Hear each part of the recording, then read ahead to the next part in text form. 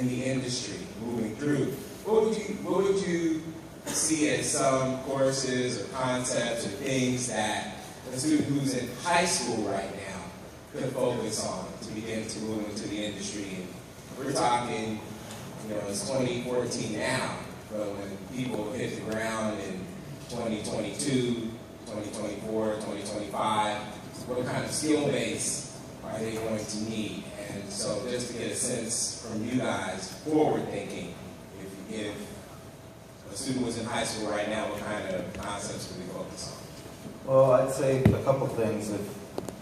If it's product development that someone wants to get into, I would say just go with that, just do it attitude. Start everything from concepting something on paper to using any kind of third-party software that's out there on the internet to draw up your ideas and show them to people and get feedback.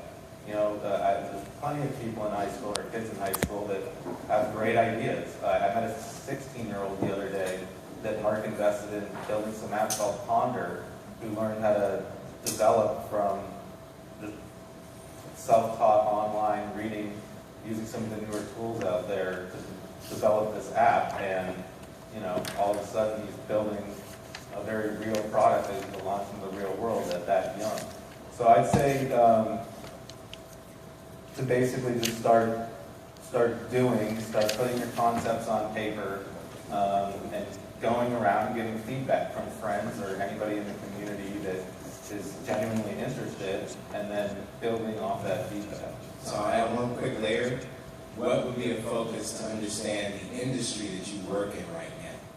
So are you learning it as you go along, or what could you have learned at a younger age that would assist you through your process right now? I would basically say that I wish I had tried sooner, just started. I always thought about, I had a lot of ideas. How am I going to get to where I want to be? That's usually the typical fear that most people have, is I have this great idea, how am I ever going to get it started? And to basically get involved, I think it just takes general passion for what you want to build and doing the necessary research and reach outs to get it done and staying persistent.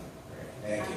I'll add a quick point to that too. I think a big part of it is just educating the students in the first place that they don't have to wait until they graduate. Just like college students don't have to wait until they graduate. It's helping them understand that they can actually start a company in high school.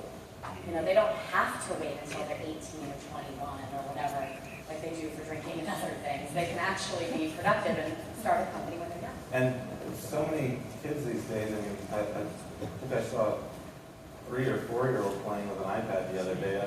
Just really engaging themselves on the technology itself, whether they're playing games or using new apps and utility tools for school, whatever it may be.